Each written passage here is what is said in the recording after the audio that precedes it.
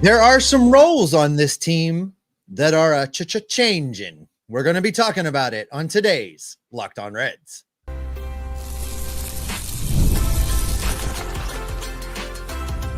You are Locked On Reds, your daily Cincinnati Reds podcast, part of the Locked On Podcast Network, your team every day.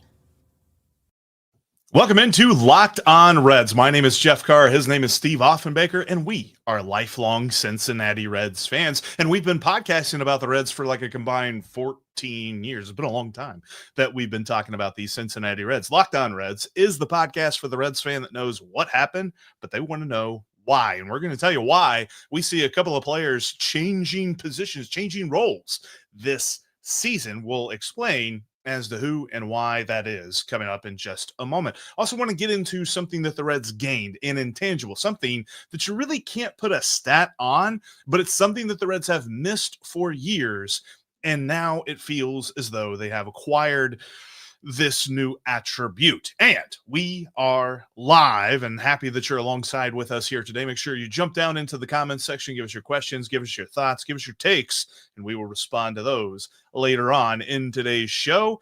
And today's show is, of course, brought to you by FanDuel, because from the first whistle to the final drive, FanDuel makes the NFL playoffs even more exciting. Right now, new customers can bet $5 and get $300 in bonus bets if your first bet wins. Visit FanDuel.com to get started.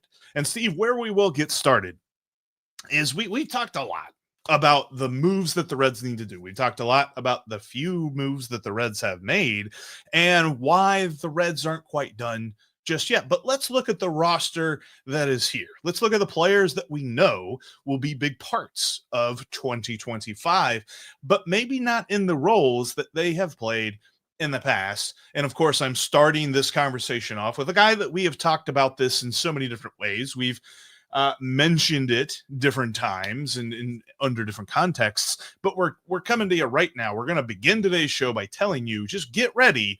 Graham Ashcraft's going to be pitching out of the bullpen this year. I would just expect it.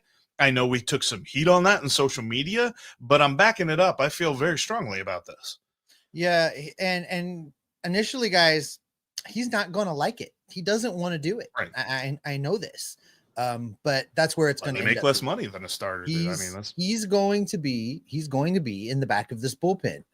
And that's going to be a work in progress. Listen, don't expect Graham Ashcraft to jump into the Reds bullpen and be a closer on day one. There's going to be some growing pains as he learns to pitch out of the pen. Graham Ashcraft this year or Eddie Guardado in the past? Which one are you taking now? Graham Ashcraft. No, that's what I'm doing. But he's going to be good back there. He's going to be able to come in and pitch the way that he pitches and do it for an inning or two. We'll get him in a lot more games. He's going to be successful out there. This is the best use of him, I think. Now, the Reds have tried to get him to change pitches and learn new pitches, and some of that I think factored into his streakiness as a starter. But I think that you have him out there in the bullpen.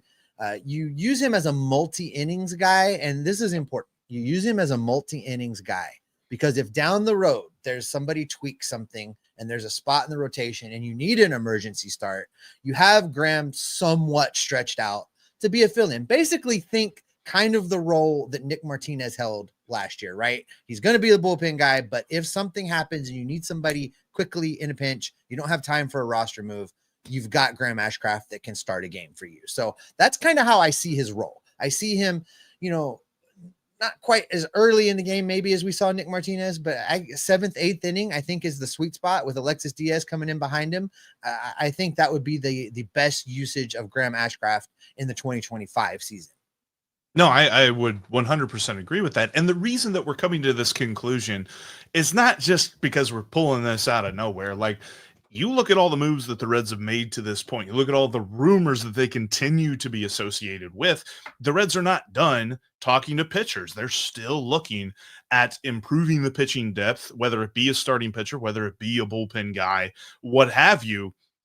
They aren't done. And that also gives me another thought in just a moment that I want to get to with another relief pitcher that the Reds have. But I look at this and I say that if you look at the depth chart, where does Graham Ashcraft fall on the starting pitcher depth chart? I would argue he's not top 7 Like, there's a really good chance that you're ranking him like 7th or 8th on the starting pitcher depth chart. And I don't think that the Reds will be content to just sit him down in Louisville, have him pitch every 5th day and keep stretched out, but not bringing any value to the major league club. So they're going to find a way to make sure that he brings that value with him. And the value is going to be out of the bullpen, at least to start. And then you bring together the fact that the roster moves have almost set this up, and you combine that with the idea that Graham Ashcraft had got to the point where, unless he was just cruising, unless it just looked like it was the easiest decision in the world,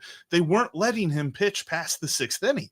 They weren't letting him pitch a 3rd time through the order because he just wasn't good in the 3rd time through the order. I know there's not a lot of pitchers that are, and to make that be the end all be all to cut off a starting pitcher and turn him into a relief pitcher doesn't work for everybody. But I think you can see how effective Graham Ashcraft is in small doses, and then make that an easy transition to a bullpen pitcher. And I agree with you, Steve. Like, if I were Graham Ashcraft, I wouldn't like this move. This would feel like a demotion. But he could really turn his career into something that I don't think he expects at the moment if he becomes this just locked down nails relief pitcher, because every team in the league wants that guy. Well, and there's nothing that says he can't start again later. And I'll tell you this, as much as he's not going to like it, as much as he's going to tell you, I'm a starting pitcher, I don't want to be in the bullpen. If the choice is be a reliever in the major leagues or be the number 3 starter in Louisville behind the Chases, Burns and Petty, an easy decision. He's going to pitch out of the bullpen, and he's going to be happy to do it. So for me, this is putting a guy in his best position to be successful. That's the thing I harp on the most, right, Jeff? Yeah. I say this all the time. You have to put players in positions to be successful. This is the best way for Graham Ashcraft to be successful, and it's the best usage of his talents for a Cincinnati Reds team that has a need. They have a need for more strength in the back end of this bullpen, especially with the trade of Fernando Cruz. You have been higher on Cruz than I have, but there were times where he was simply unhittable, and the Reds are going to miss that. So you need somebody else back there. So all of that being said, Graham Ashcraft fits all of those needs. And the other part of this too, and this stems to a different relief pitcher that the Reds have that I find interesting, because I heard some different interviews in some different takes about Alexis Diaz that makes me wonder a little bit. The Reds have been linked to Carlos Estevez, closer of the Los Angeles Angels. He was an all-star last year. The Reds have been talking with other relief pitchers, seeing if they can afford them and bring them in. And when you're rumored to be linked to relief pitchers, nobody is talking about, well, the Reds are talking to obvious middle relief option Joe Schmo, or the Reds are talking to this guy who could be something, whatever. They're talking to big name relievers. I don't believe that they are sold that Alexis Diaz is their closer right now. I do not think that they are rolling into Goodyear for spring training just going, yep, Alexis is our closer, Alexis is our bullpen ace, and we'll figure out the rest from there. I think there's going to be a competition for this. I kind of agree with you. Here's what I think it's probably more about, though, Jeff. I think that there's a change in mindset now with Tito Francona coming in. I think he has a better understanding of how the Reds pitching staff has been overused. We've all talked about this. The relievers have been overused. The simple truth is that even if Alexis Diaz is closer 1A, he is your intimidation guy. He's the guy that's going to come in and get the job done.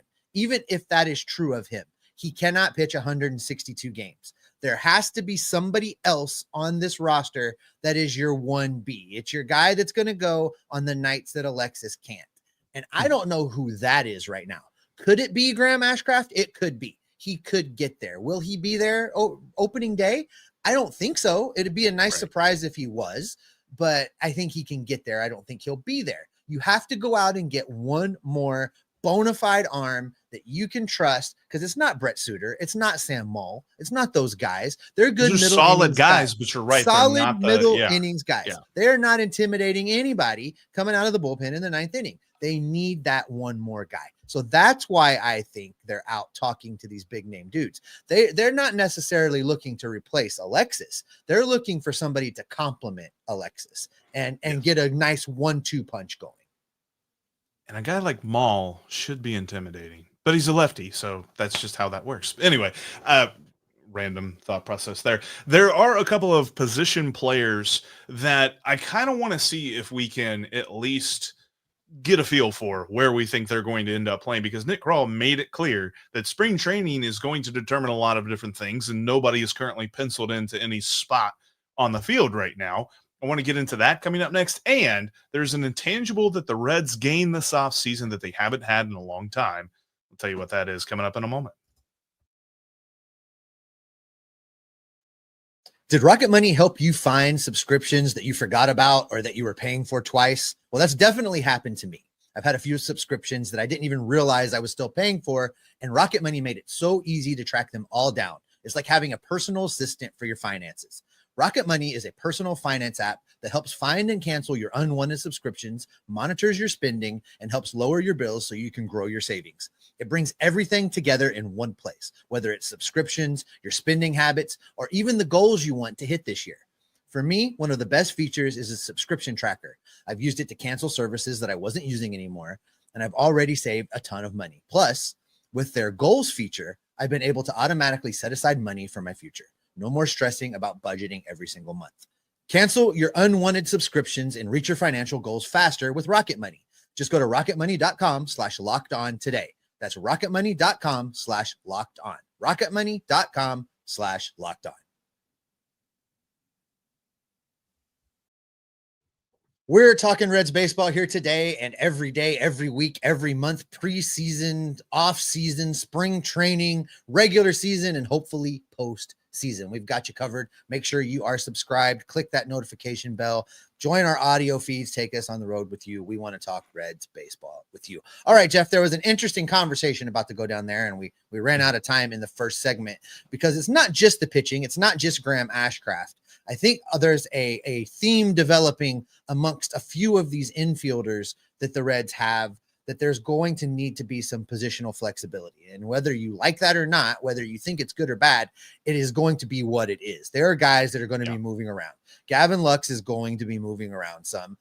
Jeimer Candelario is going to be asked to play multiple positions at times. Matt McLain is probably going to be asked to play multiple positions at times. In fact, he is starting to kind of wrap his head around it and talk about it a little bit.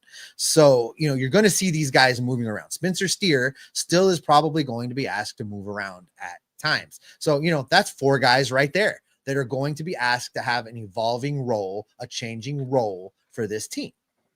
I think too, there's definitely 2 schools of thought on this, and it's a whole different episode as to whether we like this or not. This is just what's coming based on the lack of moves that the Reds have made for the outfield and kind of the lack of continued rumors linking them to anybody. Does make me wonder if they make a move that really moves the needle, kind of getting to the point where I feel like Randall Grichuk might be the move. And Randall Grichuk is a platoon guy, so he's not going to just absolutely fix the outfield by showing up here in Cincinnati.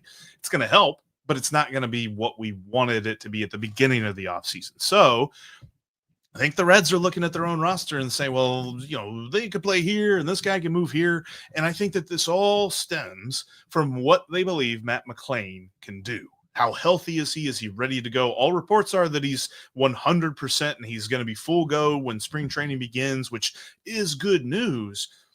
But are they going to stretch that? Are they going to say, okay, he is 100% healthy, so he doesn't just have to play second base. Maybe we move him to center field. Maybe he plays some shortstop and Ellie moves around. Maybe you see that a little bit more than we would expect. I think that there's an easy way to say, well, he is the best second baseman on the roster. He should play second base, but the roster is going to necessitate some other moves because of the inability to acquire that impact outfielder that we were all looking for.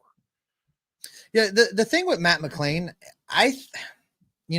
it's no secret what a fan of Matt McLain that I am. From the times I spent talking to him when he was down in Chattanooga through now to his major league career. I think that even in spite of this injury, this 1 year setback, I think he's going to be one of the top second basemen this team has ever seen. And yes, I understand that that's where Joe Morgan played. And I understand that Brandon Phillips did some things at that position. Matt McLain, I'm not saying he's going to be right there with Joe Morgan. I mean, that would be crazy talk for me to put that out there right now. But I think he could be in that tier. Maybe not as good, but he could be in that tier. I think he's something special. And I hope that I would really love it if they just put him out at second base 155 games and just let him be. But I don't think that's going to be the case. And a lot of that, Jeff, depends on other players. It depends on which TJ Friedl we get. Is it healthy 2023 TJ Friedl that can play 150 games and hit left-handed pitching? Or is it the oft injured TJ Friedl of 2024 that's going to force you to have a backup plan? Because right now there is no backup plan. Unless your backup plan is to say, we're going to put Stuart Fairchild out there and know that he's just not going to hit anytime there's a right-handed pitcher on the mound. And that's not an acceptable alternative to me. So in that scenario, would you rather have Matt McLain out of position and play center field? Or would you rather have Stuart Fairchild in there hitting against right-handed pitchers? Well, I would rather move Matt McLain to the outfield on those days and put Gavin Lux at second base. That's just the way it would have to be, or whatever you're going to do. And there's not, I think it's interesting because we as sports fans, I mean, just baseball fans, but sports fans in general are want to think in like the most absurd, like specific thoughts. Like, okay, it's either this or he's horrible. And there's a lot of people that are thinking, well, if you move him positions, he's going to just cease to be a viable Major League Baseball player. That's not the case. This guy is uber talented. So much athleticism exudes from Matt McLain. So I firmly believe that he could play a solid center field even here in just year one. I am with you, though. I think that, you know, that's what you're looking at, the reality of being like, where does he fit in compared to the contingency plans? And ideally, there is a roster for the Reds out there, but they haven't put that roster together because ideally, Elliott McLain up the middle, you got Tyler Stevenson as your catcher, and your center fielder is TJ Friedl. But is that all going to be the case? That's going to be interesting to see. The other thing with this, Steve, and McLain is kind of the beginning of moving everybody around. Is there a chance there's like somebody we're not expecting? Because CES played right field in AAA. Ellie could play anywhere on the field. He could play third base. He could play the outfield.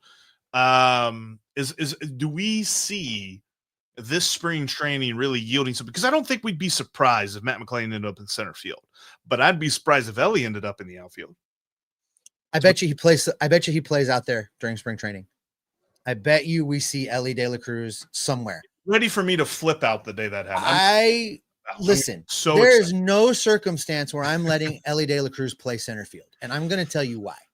Because he's going to call everybody off of every ball because he's in charge and he can probably get his to them. Range is and the he's going to crash into things and he's going to bounce off of things and he's going to get hurt.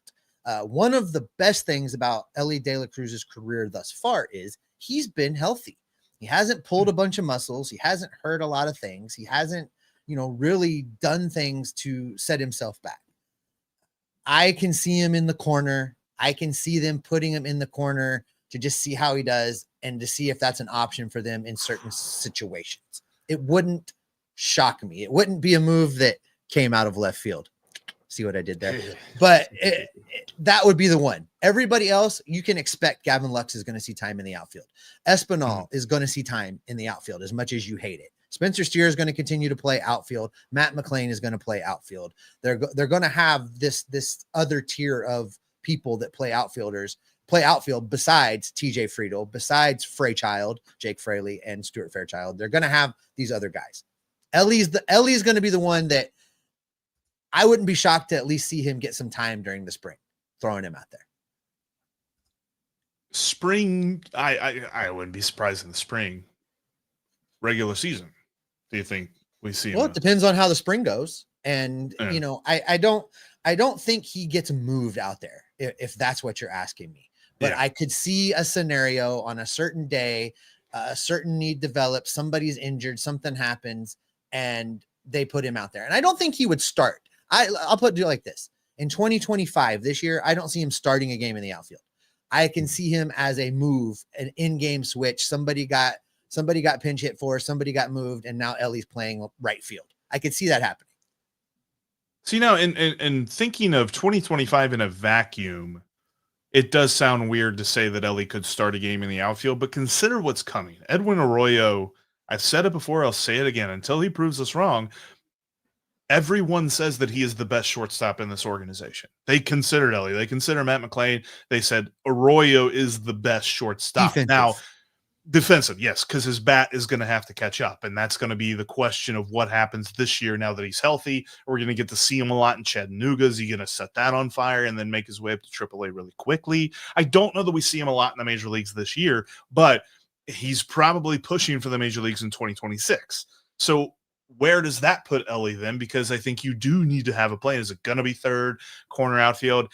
There's a point there's a spot in my baseball brain that is just salivating over the idea of having Ellie's arm in the outfield. The Reds have not had that arm, had that outfielder that has scared base runners since Jay Bruce. And you could argue that Ellie probably has a better arm than Jay Bruce does. So that's where I would just be giddy as a schoolgirl whenever he goes out into the outfield in the spring training. And I am going to make wild generalities and huge assumptions that he's going to play in the outfield in regular season because he gets to play in spring training. Just get ready for that.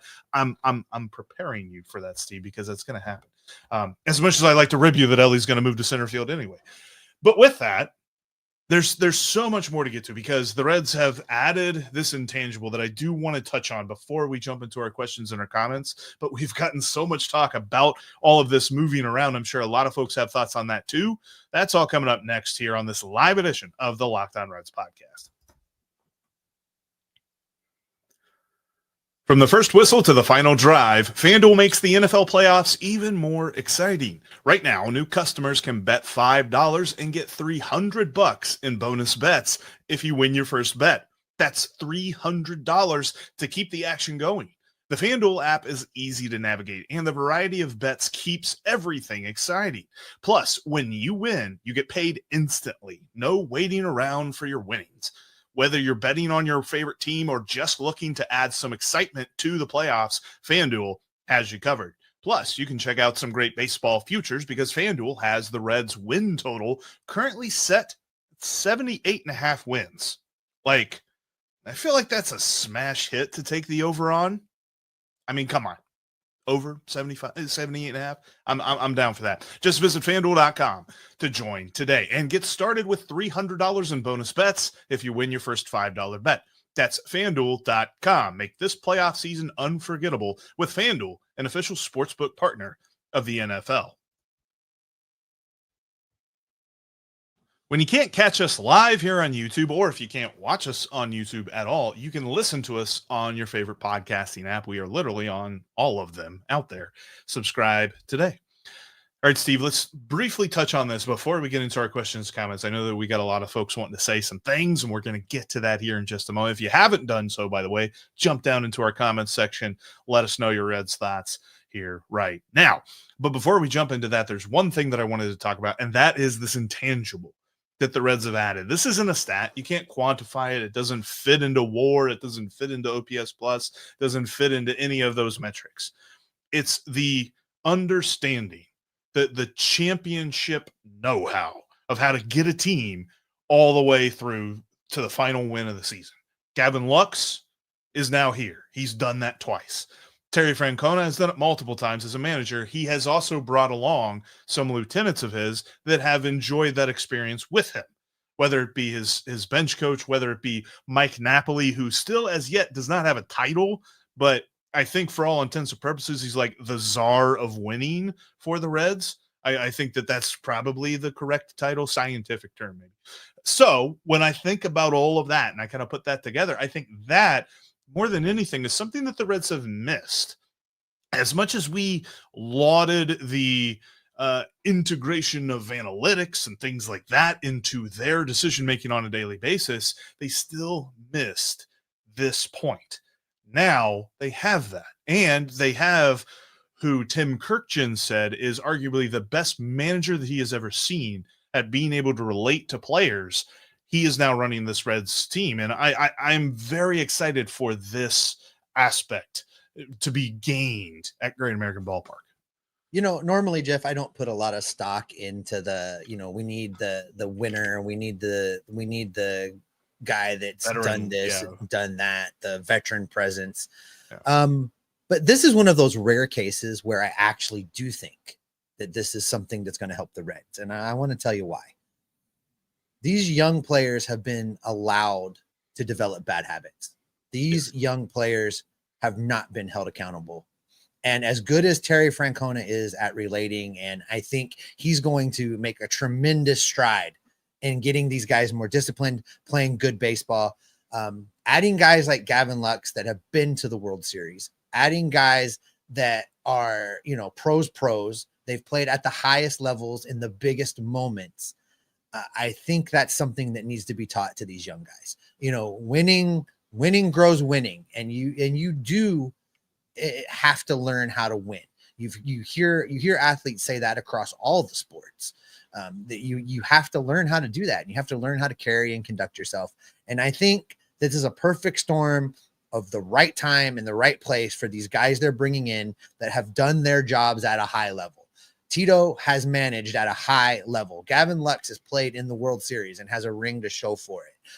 The coaches that they have brought in have been able to can point to demonstrable success. They can show you the differences they've made and where guys have gotten better. And that's why you as athlete A should listen to them. That's important right now for this team where it is as a team. So while normally I'd be like, I don't know how much stock I'm going to put in that, I think you're absolutely right. For this team right now, as it's built and where it's come from and come through and what's been allowed to happen, this is exactly what they need heading into 2025. And it's just, and I think as much as Terry Francona is not the opposite like personality of David Bell, he's a different personality, but he's not the opposite personality. He is the opposite, and then he comes in here with all of the experience in the world and all of the right experience in the world, where David Bell came in without any experience being a major league manager. And that for me is just, I think that adds something else to this team.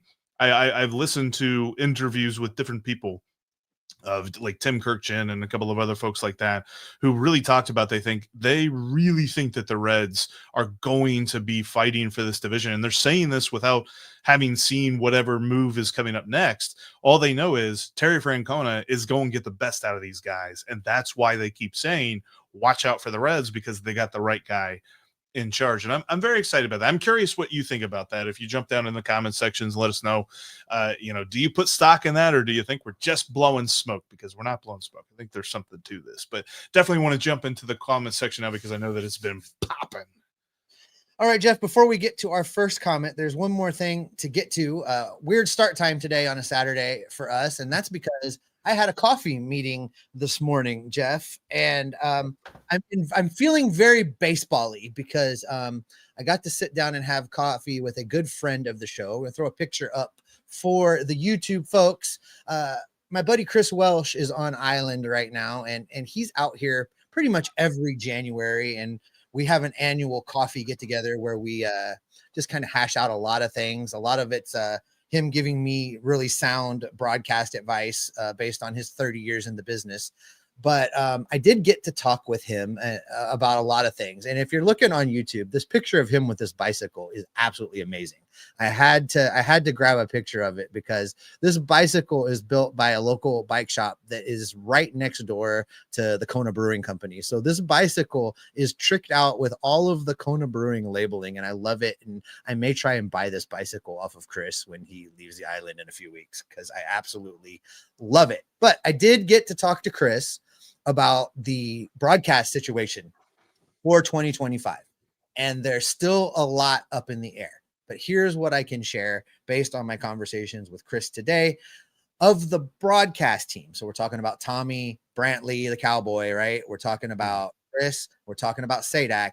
It sounds like, and Barry Larkin, we're talking about those 5 guys, and it sounds like all of them are going to be back. There could be some changing of roles that is still to be determined as they get closer to actually doing broadcasts. But for those guys, sounds like they're all back. They're going to be with the team. We haven't heard an official announcement from the Reds on this yet, but in talking to Chris, he knows he's back. He knows some of the guys that are back. There may be changes coming to the pre and the post game still yet. That is a work in progress. They were going to do it one way. Now they're back to FanDuel. It might be a different way. They're waiting to hear. But I know everybody's been kind of wondering who's going to be. Are they making changes? Are they cutting guys? What are they doing? Sounds like the main broadcast crew is back. That's a great thing to hear. And also a good thing to hear, I guess it's a term, being on island. That's a good one. I might have to adopt that. There ain't no snow here, brother. Someone's up in Fairfield. They're on Fairfield. So, but I don't know why anybody would take a week-long trip to Fairfield like they would take to Hawaii. I don't know. I do it. I take week-long trips to Fairfield all the time. That's why I said that. Anyway, yeah, no, it's good to get that update, because you do wonder a little bit, like, we're used to these voices, we're used to these faces covering the Reds, and hopefully that means that there won't be too much upheaval with the way that the broadcast keeps changing. And plus, this is a 1-year thing with FanDuel, and then it's going to revert to Major League Baseball next year. There's definitely a lot of transition that is going to be taking place, but it's good to hear that we probably will be hearing the same voices all year long. All right, Jeff, let's jump into the comment section. There's been lots of conversation going on, and there's no way I'm going to be able to go back and grab all these. If you have a question you wanted us to see, you wanted us to get into, put them back in again, because I'm not going to be able to go back and find everything. There was a lot of conversation I saw go by, while we're waiting for the questions to get re-entered, Jeff. There was a lengthy conversation earlier in the show about CES. And whether or not CES could be the 40 home run guy that the Reds have been waiting for. And you keep saying that you suspect the Reds think they already have their power hitter. Is that who is in your mind when you say these things? I believe that's the case. The scouting report says that CES is a cleanup hitter. Like, his scouting report lauds his power, says that he has a solid hit tool as well. He's not just all power and no contact, but they think that he is the kind of guy they can at least bank on to be their run producer. The problem is going to be health. Like, is he healthy? Again, reports are currently that he is going to start spring training full bore, full health, ready to go. So we'll see what that means. Did he lose power through all the various right-handed, right wrist injuries that he went through last year? But I believe that that's probably why we saw them sort of slow play / miss out on some guys that could be the middle of the order type hitters. There's still Pete Alonso out there, but they're not going to outbid the eventual suitor for Pete Alonso, because they're just not going to be in that market. But I think that they have gone out, put the feelers out there, put the scouts out there, and they've came back and they said that based on how much it would cost to get a new guy, I think they're going to just roll with what it is they're building the team around, and that is they're betting on the young guys. And they did that last year. Didn't work because of health reasons. I think that that's going to be the main reason that we hear, the Reds are going to be better because they're going to be healthier. I don't love that.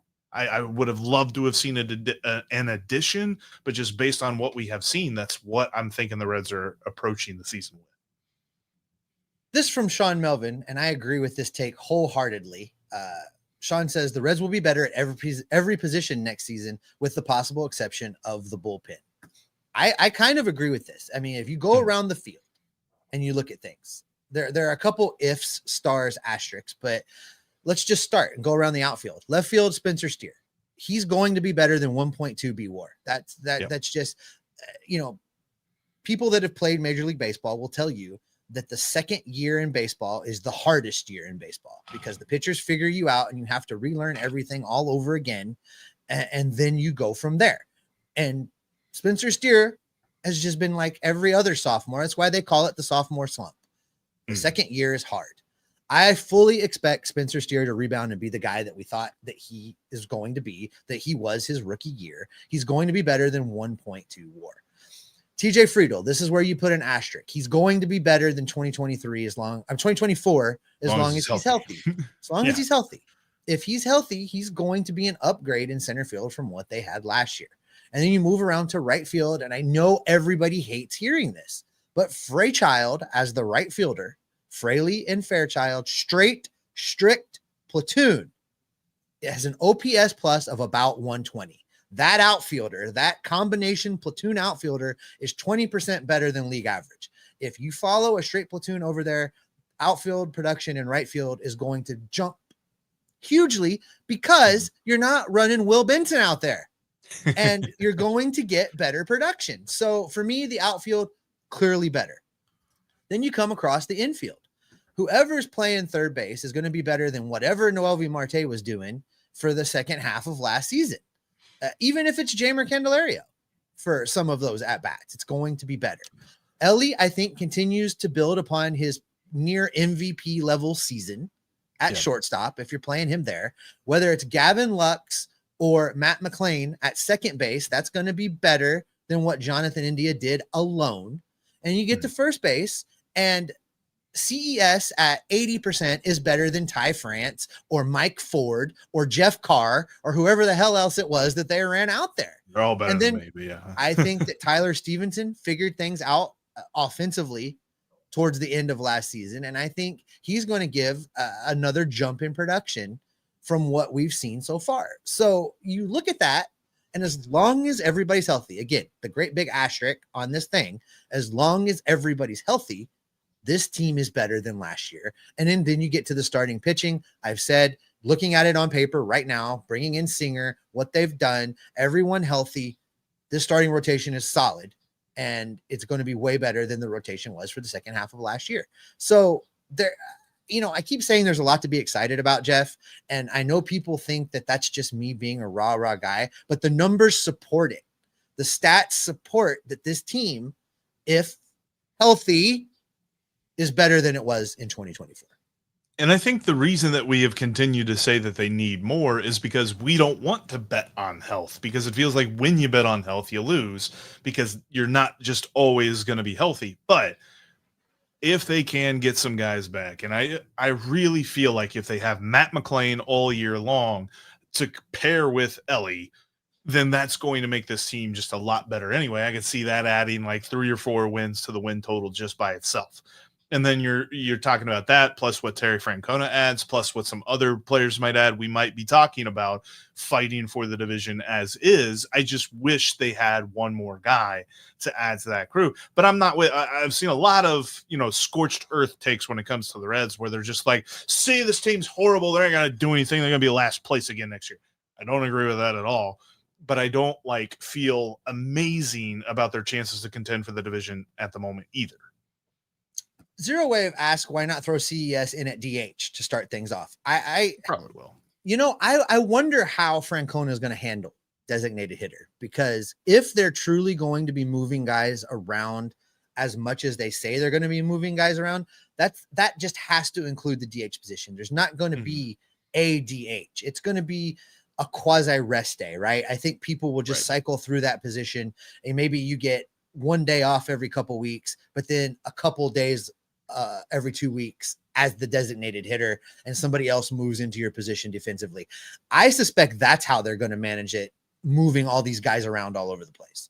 I kind of wonder if it's a little bit like you could see him in the DH spot, but then you got to kind of explain how the rest of the roster moves, because it feels like, at least at the moment, CES is playing A at first base. So if he's not playing first base, then it's probably Candelario, but Candelario is most likely the current plan A for third base. And so then you move him from third, you open up third, maybe you put Spencer Steer in at third base, or maybe you put Steer at first and keep Candelario at third, but then you're probably putting Matt McLain in left field or Gavin Lux in left field. So it's definitely going to have an impact. Whoever DH is, it's going to move this roster around a little bit. That is why the acquisition of Gavin Lux is so important, because if you had Jonathan India instead of Gavin Lux, India does not have that ability to move around like Lux does. Yeah, and I don't want to feel like we're bagging on India. But no. I'm just saying the defensive metrics are what they are, and I just couldn't wrap my head around he's going to play third. He might even see shortstop. He's going to be in the out. I just could not wrap my head around that. given what his defense has been since his time in the minor leagues. His arm never rated as a third baseman. That's why we haven't seen him there. So I always thought that was crazy talk. And, I don't know that Gavin Lux's arm really rates as a third baseman, but I think glove wise, he gives you a little bit more flexibility than Jonathan did. Yeah, I don't think that Gavin Lux is a Gold Glover at any position, but he's solid at most positions that he plays, especially based on some different things I've heard from like our friend Jeff Snyder over at Locked On Dodgers and some of the folks that have rated Gavin Lux accordingly. But still, you have the opportunity to move Matt McLain out there, and Matt McLain's got everything. So who knows exactly how that all is going to play out. That's why Nick Krall has said that spring training is going to provide us with a lot of information that we don't currently have. This is going to be a very intriguing spring training just to see where guys are playing, because we've said in the past that when it comes to spring training, don't focus on the stats, focus on the opportunities and where they present themselves, because that's going to say something about what we can expect from this player. We're going to see a lot of weird opportunities this spring. This from Scott Edwards. Do we see Benson starting in AAA? Everybody that I've talked to says AAA. And I just can't fathom what it is that Will Benson could do during spring training in Goodyear to put him on this roster on opening day. I can't see it, Jeff. It would almost have to be like he never made an out in spring training. And then you just got to be like, yeah, but then I'd be like, well, we've seen that from guys like Amir Garrett struck everybody out. And he was supposed to. They were rookie ball players. But but it's gotta be something that ridiculous, because like we said, performance-wise, you are playing against guys that are going to be AA players and things like that for the most part during spring training. So your results better just be like video game like for him to start proving anything production-wise in spring training, because I don't think you can prove anything production-wise in spring training. Sean Melvin follows up with a backup catcher is a lot better too. When we were going around the field there, let me ask you this. Is backup catcher better enough now after they went out and made the deal? Is that position upgraded enough that we might see the occasional Tyler Stevenson at first base appearance? I don't think it's out of the realm of possibility. I think it could happen. You're giving somebody a day off at that point, because if you're putting him at first, you're likely either benching CES for that day or putting him at DH, which then moves some other guys around as well. Kind of like we mentioned, putting CES at first or at DH anyway, and then having Trevino at catcher, which, make no mistake about it, the reason that we're saying that the Reds upgraded at backup catcher is because of the defensive ability. Jose Trevino's bat is never going to be something that just makes us go, wow. He's going to bat at the bottom of the order, and we're just going to – whatever we get from him at the plate is going to be gravy. It's what he does behind the plate that we love, the framing, the blocking ability. His ability to control the running game isn't that impressive, but all of it is better than what we saw from Luke Maile last year. And I would argue it's better than what we saw from Luke Maile 2 years ago, even though there were some that thought Luke Maile was pushing Tyler Stevenson in 2023. We were not in that camp, but there were a lot of people that were saying that Luke Maile was really, really good in 2023. Jose Trevino is better than even 2023 Luke Maile. So it's an upgrade for all of the right reasons at catcher, not necessarily for the lineup. But yeah, I think that you could see, I would be surprised. Let's put a number on this. I would be surprised to see Tyler Stevenson get double-digit starts at first base. Okay. Because, where my mind goes is on days you want Tyler Stevenson's bat in the lineup, but you don't necessarily want him squatting behind the plate. You want to save his legs a little bit. I like the idea of using him at first base, because then if something happens at catcher, you can move Stevenson in and you don't lose your designated hitter for the rest of the game. So sure. I don't mind if they use him that way. I think you're right. And I don't want to see him play 40 games at first base. I don't want to see him play 30 games at first base, but if they use that in lieu of making him a designated hitter at times, I would be okay with that. And then you can still have CES as your DH or Candelario or whatever you're going to do. Spencer Steer, whoever can be your DH that day. But I like that you still then can move Stevenson in if you've got to, and you're not, handicapping yourself a little bit. in the tiniest, and I emphasize tiny, in the tiniest of sample sizes, Tyler Stevenson is he has a positive else above average at first base. And when I say tiny sample sizes, I mean, Baseball Savant literally says he has 41 fielding attempts at first base. that's not enough to know. How does he rate in left field? Just out of curiosity. Negative. It was negative. He has one attempt in left field, one fielding attempt in left field, and somehow with one fielding attempt in left field managed a -1 ounce above average in left field. Oh, that's good. That's good. Sorry, the one other thing about him in the left field, fielding success rate added -99%. Poor Tyler. And if you recall, for a long time, he said he hated that. He said he never he said he hated it when he was on here. Yeah, he did not. He did not like it. He was on the record when he said that. Oh, so, that's right. He did not like it. All right. How about Nick Lodolo? Is he coming back or is he hurt? I did talk to Chris this morning about Nick Lodolo because I was curious. When Lodolo was battling all the blister issues, I had reached out to Chris and, he was telling me about, you can try and change your grip, but that's the only way around the blister. So we were talking this morning and he was showing me that, the normal blister develops on a pitcher around where their finger meets their nail bed on their middle finger. That's normally where they get the blister. They're digging into the seams. They get a little cut there. It swells. That's usually where the blister develops. He said for Nick Lodolo's blister, it's on the pad of his pointer finger, which is a really weird spot for a blister to develop. So he believes that Lodolo has been working on that in the offseason, adjusting his grip a little bit, and that he's going to be just fine.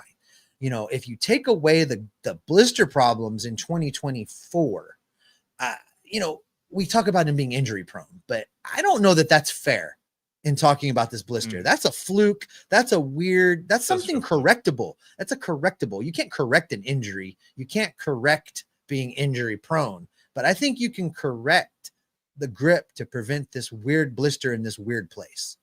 I do say that report makes me feel better about Nick Lodolo than I felt even just a day ago, because talking about where that blister is, it is obvious that whether it is a blister that is, currently active and painful, or it's a blister that is healed and is callousing over or whatever, that is in the worst spot to try and grip anything, much less a curveball, definitely a fastball, slider, changeup, whatever.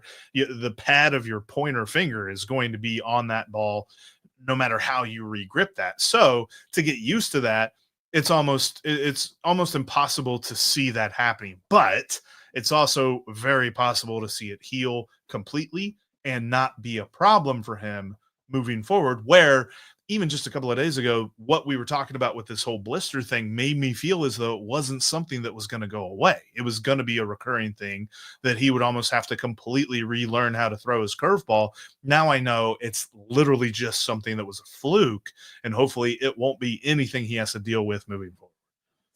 This from Randy, and I think you looked this up the other day. Am I dreaming this? I did, Randy and there asked, isn't such a thing. Yeah.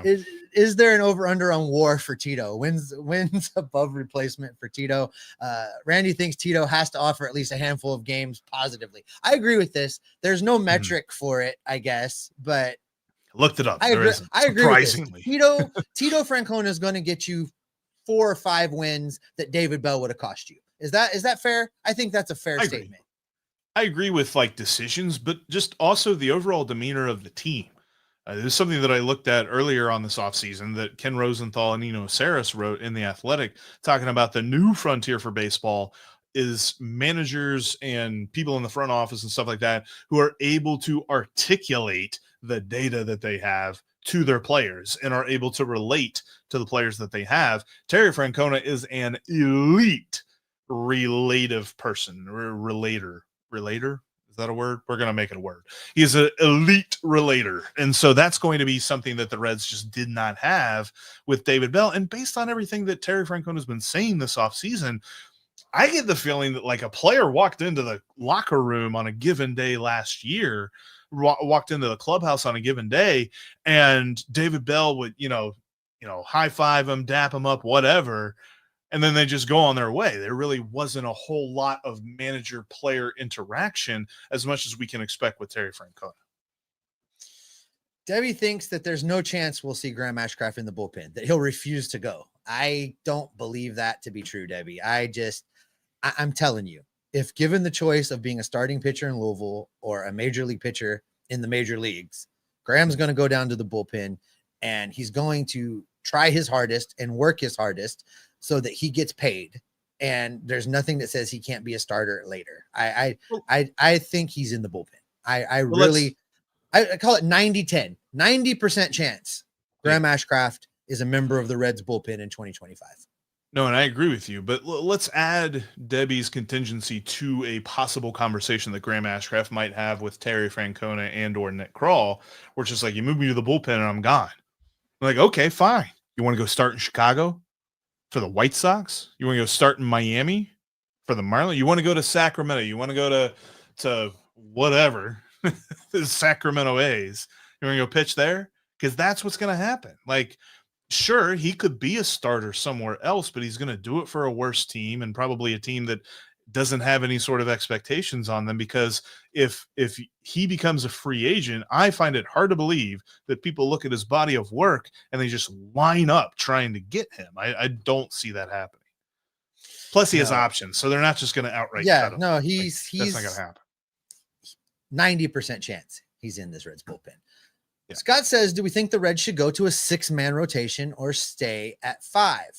I love the idea of a 6-man rotation. I have been flirting with this thought for since 2022, Jeff, where I'm just kind of like, I want to see somebody do this for an extended period of time and see what the impacts are, because there's going to be extra use on your bullpen, one less reliever out there, et cetera, et cetera, et cetera. But I'm also enough of a realist, Jeff, to say that in the year 2025, nobody's done this. It hasn't happened. And if it was a thing, I think somebody would have tried it by now.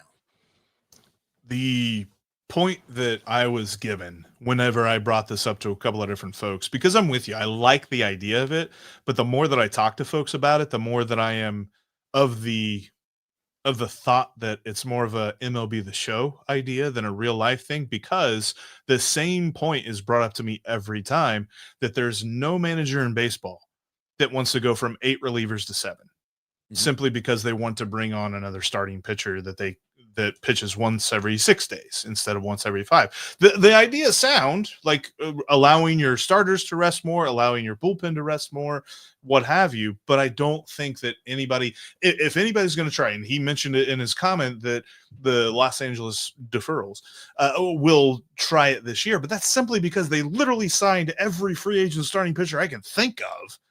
And so they've got all of these bona fide dudes. Like, the least bona fide dude that they have on their team now is Roki Sasaki.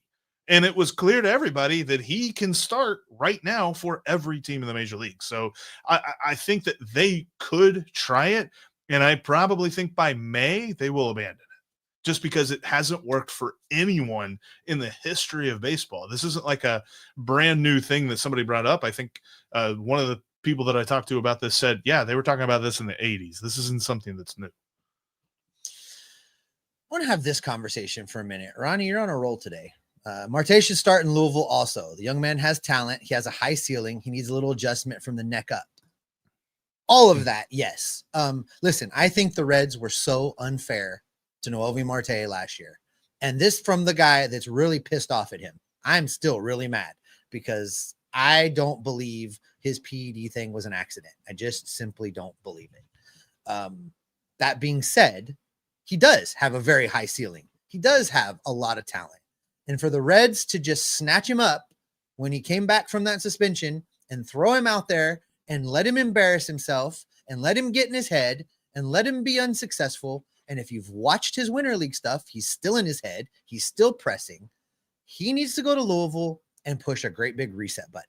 And they need to tell him that until such time that they believe that he's got his head screwed on straight, they're not even going to entertain the idea of calling him up. That's in his best interest. If the Reds want to salvage him as a potential all-star level player, they've got to send him down and let him get his head right. But see, Steve, you are operating on old information. You see, there's a video out there. He was doing some great rehab work in the sand and hit a home run at a high school looking baseball field. Looked really like a really hard hit too. So I think no, I'm just kidding. No, I kind of agree. I think that if he's going to be on the opening day roster, it's because he has also had just this crazy spring. I think he's got a better chance of making the opening day roster than Will Benson does. But I also don't know that a healthy Jamer Candelario, a healthy CES, and without like a couple of injuries happening, I don't know how he earns his way onto this opening day roster. Yeah, he's another one where I can't fathom what he could possibly do in Goodyear that would make me say, okay, he can be the opening day third baseman. I just don't see it. And his struggles weren't even really limited to the plate. He also had some horrible struggles with throws and fielding and stuff that it just looked like he was somewhere else where it would be a routine play and he would just boot the throw over first base. That he's got to work that bit out too. I agree with Ronnie's assumption that it's like, yeah, he needs to rebuild his psyche when it comes to baseball. This from Edward Jeff. Any chance Cooper Bowman sticks around as a member of this team? You got any thoughts on Cooper Bowman, second base, outfield? I think it's all just going to be if he could replace Stuart Fairchild, but he has less power than Stuart Fairchild does. He's a fast dude with like the ability to play center field and good range from the different scouting reports that I've read, but I think it's interesting because I don't know that the Reds make that Rule 5 draft pick without thinking there is a spot for him on the opening day roster, but I still think he's a guy that would need to earn it. But I do wonder because we haven't heard anything. We've heard stuff about CES. We've heard stuff about Matt McLain. We've heard stuff about Jamer Candelario. Jamer Candelario has been like sending videos to Terry Francona and Nick Krall of how healthy he is and how good he's moving and all this other stuff. Love that. We have no reports whatsoever about Stuart Fairchild. Because he had that, it was like a subluxation of his thumb. Yeah. Weird thumb injury. Nothing about him. Haven't heard a thing. So I kind of wonder where their headspace is when it comes to Stuart Fairchild. As much as we talk about Fairchild being a potential solution to the outfield, it definitely depends on whether or not Fairchild's healthy, and we haven't heard anything about that. I mean, if Fairchild's out of the mix, we got to find like maybe Dunley. You put Dunn and Fraley, Dunley. I don't know. We gotta find something because fun. F and then UNN. Fun. Oh my god. Oh, we got it. Actually, I want that more now. Shit. All right. This from Nick. His defensive lineup, Jeff. And I think this is the same lineup I pitched at you before we went live. CES playing first base, Gavin Lux at second, Matt McLain at short, Ellie at third. I think that's the optimal infield lineup if you didn't have to worry about the outfield. If you had the outfield taken care of, this is how I would play the infield. I would agree with that. And because I think that Ellie could be a Gold Glove third baseman as well. I kind of wonder a little bit about the outfield if he could be a Gold Glove outfielder, but I think that he's an easy Gold Glove shortstop, easy Gold Glove third baseman, because he's going to clean up the whole routine plays that he kind of booted a little bit. Terry Francona's going to make sure of that. But yeah, I agree with you. I think that you put Gavin Lux anywhere else but second base. I think he is capable of playing other positions and being a utility player, but his best position is second base. So if you keep him at his best, you put Matt McLain at his best, and Ellie, the field is his best position. So I'm okay with that. And CES defensively at first base was fine when he was healthy. So I'm interested to see kind of how that develops a little bit. And then, if that doesn't work out, then you can just put Jamer Candelario at first base and you're golden there too.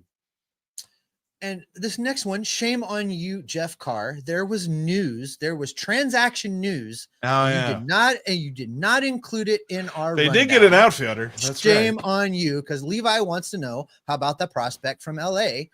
Dude seems legit. You want to do a quick breakdown on this? So let's talk about what we know about Arnaldo. I'm not even going to try it. Arnaldo Lantigua. Sorry, I trip over that 1,000 times. Say the last name again. Say it again. Lantigua. All right. Arnaldo Lantigua. What we know about him: he's 6'2", he weighs 200 pounds, he hits right-handed, and he throws right-handed. He played in the Dominican Summer League for the Dodgers last year. He got a total of 153 at bats. So I don't know much about him. And the scouting report on Baseball America does not include like scouting grades for the hit tool and for stuff like that. We'll learn more about that as he progresses through the system, but something tells me, and he's only 19 years old, so something tells me he might even begin this year in the Dominican Summer League for the Reds. Maybe he makes it to Daytona to begin the season, but I don't envision that really changing very much, and he probably spends, I think if anything, wherever he begins the year, I think he finishes the year in Daytona, but he may not move very much to be. So I don't look at this as a guy that is anything for the Reds, at least for another 4 years. This was literally the Dodgers were trying to acquire more international cap or international bank money to sign Roki Sasaki. Some conversation about what about Nick Lodolo to the bullpen based on what we've seen. I don't think the Reds are anywhere near that. I'm not anywhere near that. I think that Nick Lodolo could be as good as Hunter Green. Nick Lodolo could be better for the first couple months. He was, Nick Lodolo is a stud. He's had some bad luck and he's had some injuries, and I separate those into two categories because I think both are true. I would love to see a healthy season from him where he gets, I don't know what's realistic based on what he's done with injuries and missed time. Jeff, we say 25 starts. Is that a successful year? If he makes 25 starts this year, I mean 21 last year, that was a career high for him just in his tiny career so far. Yeah, 25 starts, maybe 130, 140 innings. Right? Maybe you find a way to shut him down for a couple weeks somewhere around July to get him to the end of the season kind of deal. And this is a reasonable expectation. I'm not saying like what his ceiling is. His ceiling, he can make 30 starts. I don't know that happens, though. I think that they slow play this a little bit for him health-wise, especially if there's any sort of crop up in his past injuries. But thankfully, that wasn't the problem last year. It was just that blister. But yeah, to like tell you why I think there's a big difference between Nick Lodolo and Graham Ashcraft. Like last year, for a long period of time, Nick Lodolo was fantastic. We're talking pre-All-Star break, just absolutely ridiculous. His first half splits, he had a 3.3 ERA in 14 starts with 78 and a third innings in those 14 starts. Fantastic stats. He continues stuff like that. We're cooking with gas. He gets the blister. He has problems with that. He only makes 7 starts after the All-Star break, and they were bad. There's 7.78 ERA in those 7 starts. So that's what we remember. We remember the most recent thing that he did, but don't think that completely wipes away the stuff he's done before that. And we've seen him in the past when he's healthy. Dude can work. It's how the curveball hits the back foot. That's how it really fills out the rest of his game. So if he's doing that, then he is going to be nails. And I think that the Reds are going to bet on that. Whereas I think that their bet for Graham Ashcraft is he is more likely to be more valuable out of the bullpen. I think Nick Lodolo is far more likely to provide a lot more value out of the rotation. All right, this from Mr. E. And Mr. E, don't think I don't see you. I see you being the expert needler of the comment section all the time. And there's always a space for a person like that. And I appreciate you. But this is a good question from Mr. E. Do we beat the Brewers this year and struggle with the Cubs? Mr. E says, I see us beating both of them at least evenly. I think this is a really good question because for the first time in a long time, I am a little bit more worried about the Mason Cubs than I am the Milwaukee Brewers. So I'm a little concerned. If you look at what's been done around the division, I think the Brewers are pretty much the Brewers and who they were, and they haven't changed a whole lot. I think the Cubs got better, the Cardinals got worse, and the Pirates are going to pirate. So for me, the Cubs are kind of where my eye is, Jeff, and I am a little bit worried about them. Their pitching staff is very intriguing, although their bullpen is very suspect. Their rotation is very intriguing. And actually, our friends over at Locked On Cubs had Justin Steele on the other day, and he's ready to go for the season. So that's going to be interesting. But I do wonder a little bit because Kyle Tucker is a huge upgrade over what they had, but they also got rid of Cody Bellinger. So it's not like they added Kyle Tucker and they didn't subtract anything from their outfield. Plus, there is still speculation that they're looking to trade Seiya Suzuki. So their outfield could be very different, be very reliant on young players. There's an element of the Cubs that even though they have a guy like Tucker, they might still be pinning their roster on the very same hopes that the Reds are, and that is that the young guys prosper and take a step forward. Now they've got a lot of interesting young talents and like Pete Crow Armstrong and I'm forgetting the guy's first name, but Alcantara on the infield is a very interesting prospect as well. So how that all kind of plays out, I think that David Bodie went elsewhere. He's not there anymore. I don't think Patrick Wisdom is with the Cubs anymore. Some of those mid-level guys that don't always have the best seasons, but they seem to kill the Reds, I think they've moved on a little bit from them. But overall, I think that the Cubs are the best team in the division, but I don't know that it's like head and shoulders. Like when you look at the National League, it kind of feels like the Dodgers are in a class of their own and everybody else is trying to catch up. I think in the National League Central, the Cubs are on top, but there's not like a huge gap between them and the Brewers and the Reds.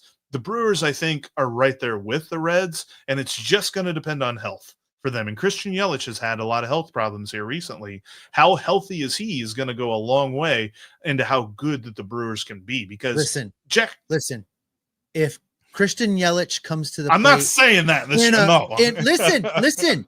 If Christian Yelich comes to the plate in a wheelchair and no bat, the Reds should still not pitch to him.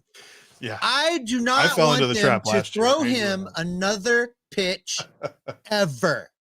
I fell into the trap last year of saying words that I won't say in relation to his performance. So yes, no, Christian Yelich, consummate professional. But I think that his health and how does Brandon Woodruff come back from Tommy John, because he missed all of last year. When he comes back, how healthy does he come back? How strong does he come back? Because they lost Corbin Burns, last year and stuff like that, and they traded away Devin Williams this year. But Nestor Cortez is an interesting starting pitcher. He doesn't make them worse. You're still going to have, and I'm blanking on Freddie Peralta. So what does the rest of that rotation look like? They seemingly got very lucky with the guys that they were pitching out of that rotation last year. You and I kept saying all season long, like when's this thing going to fall apart? And it never fell apart. They had a football roster of starting pitchers that they ran out there, and it somehow worked. It got them to the playoffs. Now they got boat raced out of the playoffs, and I think that was a big reason why. But their lineup's going to be solid. Jackson Churio is going to be up there as one of the best players in the league. They lost Willy Adames, so that's kind of a big thing. How do they backfill that? But overall, I still think that it just depends on the health of the Reds and the Brewers as to which team is going to be better there. I kind of agree with Mr. E. I don't know that there's going to be a large advantage in either season series for the Reds. I think it's going to be nip and tuck in both cases. All right, this just real quick, I noticed, Jeff, and we've blown past the hour mark. Let's take one or two more, but I did notice this, and I just want to acknowledge, I've seen guys like Charlie White's in here. He says, I don't really comment here, but today I can't stop. I've seen several names that we don't normally see in the chat today. And so I don't know if that's because we're on a rare Saturday or what, but I appreciate these guys being here. We love talking Reds baseball with everybody. It's fun to see the new perspectives and the new names popping up. So please come back and comment often. Comment as much as you want, because it always helps the algorithm. Say whatever you got to say. Yeah, and we're going to try to get back to a regular off-season schedule next week. We were kind of off this week and a couple of different reasons as to why that happened, but we're going to be back on a regular schedule next week. I do have scheduled, I believe it's going to be for either Wednesday or Thursday. Doug Gray from Reds Minor Leagues and RedLegNation.com is going to join us. He's going to give us a little bit more information on the international prospects that the Reds added this past week, because I was going to do a segment on that, and then I realized I'm going to just regurgitate what some folks read. So I want to get a better understanding of that. I know Doug is in contact with a lot of the scouts that worked on stuff like that. So we're going to have him on to discuss that and to discuss who, if anybody, does he trust as far as a future outfielder in this organization moving forward. All right, Jeff, let's look for just a couple more. Here we go. How about this? What do you think about the last spring training game being in Dayton, pros versus minor leaguers? I love this for a lot of reasons. I love that it gets the Reds out into the middle of the state-ish and gives people that may not necessarily want to take the drive down to Cincinnati to get a good look at them at the beginning. I think it's a great PR move. I think it's something that will, matter and motivate all of those younger minor league players getting to go against the big boys for an inning or two, even if it is dialed back as a spring training game. And I think it's a nice little reward for Dayton and the city and the fans that have embraced the Dragons and continue to support that team in really impressive numbers. It's a beautiful ballpark with a great announcer. Tom Nichols is fantastic up there. The staff in Dayton is fantastic. They're always so nice to us. And I love this. I think that they should just do this every year. I really like it. I think too, and they don't even have to play favorites with Dayton, although it's nice for me that they do that. But if they did a thing where the final game before opening day, they just like each year they rotate which affiliate they play at, even adding in Daytona, like they should do one against the Tortugas one year, one against the Dragons one year, one against the Lookouts, and one against the Bats. There was a thing for a while that different Las Vegas casinos were paying different major league teams to play like their final preseason game or final couple of preseason games in Las Vegas, because their idea was whatever they invested to get that to happen, they were going to make hand over fist back on the slots and the games and all that other stuff. So it was a money thing as to why the Reds will play in Vegas. I kind of think it would be better fan service to involve your minor league affiliates in this sort of a thing, especially on a year where we miss Reds Fest, on a year where the Reds winter caravan's kind of going around and it's missing some of the marquee names. I think that would be a nice way to re-engage the fan base and get them even more excited, which is really hard to do, but get them even more excited for opening day. That's a good idea. I think that if they did move it around a little bit, fans would show up in Chattanooga, fans would show up in Daytona, people would come out for that, and it would be a great atmosphere. I got to go to the beach in Daytona, twist my arm. The beach. I go to the beach. No, I'm kidding. I'm not even going.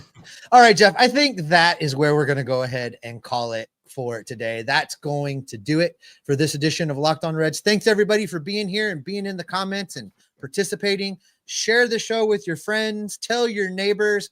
Help your grandpa get on the YouTube so he can watch the show too. Whatever it takes, let's get this show out to everyone, because we love talking Reds baseball with you and we want to talk Reds baseball with them. So we're in your feeds again. Make sure you check out the Locked On MLB podcast. Paul Francis Sullivan, who would prefer you call him Sully, would love it if you checked out his show. He has a great national baseball perspective. He's a great storyteller, lots of history, lots of stories. You're going to love it. We made it easy for you. The link for his show is down in our show description. So until next time, we're going to continue to gather up all of the rumors, the news, the information, bring it all right back here to keep you locked on Reds every single day. I might go to the beach right now. That sounds nice. It's warm here. It's like 38.